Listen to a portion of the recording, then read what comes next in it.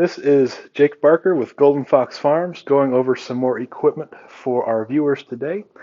What we have on the table here is a single 10-frame hive. We also have some 8-frame stuff we'll look at. But this is kind of your basic hive setup. We have a bottom board, a reducer, a brood box, a outer cover, and an inner cover. In our region, northern Kentucky or so, we often will use 2 of these deeps. These deeps are 9 5/8 tall or 9 3/4, depending where you're buying from. Some people use what's called a deep and a half, where they'll have a medium hive body, which is this tall on top of the deep. But really, the double deep is the more common way to do it. Let's look at the outer and inner cover next. This is called a telescope top. The reason why is it telescopes over the box itself. The other style of top is a migratory top. I prefer the telescope, if you can, in most cases, because it creates eaves and takes the water away from the top of the hive. A migratory top sits tight to the top of the hive like this inner cover does, which means rain kind of just can sit on here and get into the hive more readily. Now, this is the inner cover. This is set up for summer orientation. What that means is the bee escape is cut on the top, and we have a 1/4 or 3/8 inch deep rim here. So when this telescope top gets laid on top of this, this has bee space. The bees aren't inclined to wax this up. They're not inclined to propolize it. On the underside, we have this 1/8 inch notch. The reason why it has that is this space, combined with the space on top of the frame in the box, will give us bee space. So the bees won't glue these frames to this inner cover. Now, not all manufacturers set up their equipment that way. This is an old Kelly's inner cover. It is flat. And you can see it is covered in propolis, because when you would put this on top of the hive, you would void bee space. You'd have a space less than a 1/4 inch tall, so they would propolize it. Now, for winter orientation, we would take this and flip it. What this does is it makes the bee space and vent common to the hive body. So if we have condensation happening in an area, the idea is it'll happen here on the front of the box, and condensation will go down the front wall. In that space, bees could come over, lap up the condensate, and use that to digest the solid foods that are on top. If we had it set up this way, it encourages the air to come up in this space and then come out. That way, if condensation did happen, it would be over the center of the hive and drip on the cluster, which would cause the cluster to freeze to death in the wintertime. So that's why we commonly see these boxes set up this way in this region in wintertime. Now, getting inside of this box is 16 1/4 wide, which means it would hold 10 of these frames inside. That's compared to this thing, which is about 2 3/4 inches less wide. This is 8-frame equipment. The perk about 8-frame equipment is when it's loaded, it's less heavy. It's a little bit skinnier. It's easier for some people to move around and manipulate. In terms of the next layer down here, we have this thing. This thing is an entrance reducer. What it's on there for is if we didn't have that board, we would have this wide space. This is 15 inches by 3/4 inches. That's an 11-inch square opening.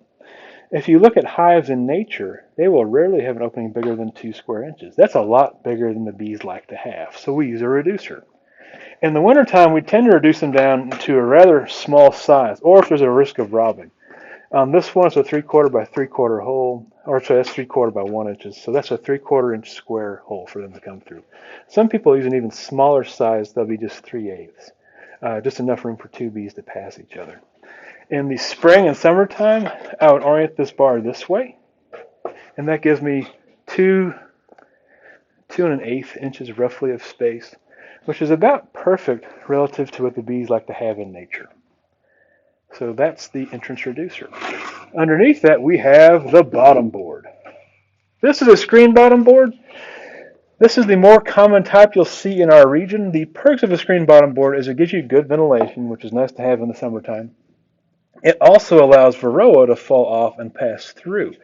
If the bees are grooming off varroa and they fall and they pass through the screen, the varroa can't get back to the bees. The varroa will die. If this was a solid bottom board, the varroa would just fall through the bottom board and be able to jump on another bee and continue its life cycle. Now, these are not perfect solutions.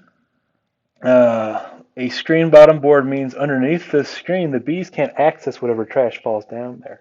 So that can turn into a beetle farm if a lot of trash accumulates and you don't clear it out. Most people's hive stands let that stuff fall away and self-bail. It's just something you need to monitor as the beekeeper.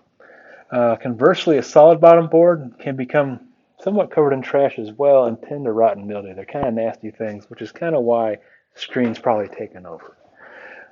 Some other things to look at here is joint types on these boxes. This box here is finger jointed. That means the pieces of wood interlock like this. That's generally considered your best joint, your strongest joint. Now, some people prefer a different style of joint. This is called a rabbited joint because this wood cut here is called a rabbet. That allows fasteners to be installed from two different directions, giving you a moderately strong joint. Gluing these might be more important for you. Screws might be a good bet as well, just to get stronger adhesion between the pieces.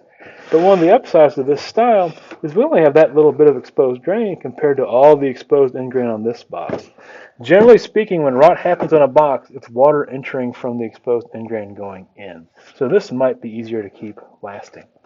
The third type of joint we rarely see is this. This is a butt joint, where the wood is just slapped together. There's no interlocking cuts, so there's only fasteners coming in from the outside.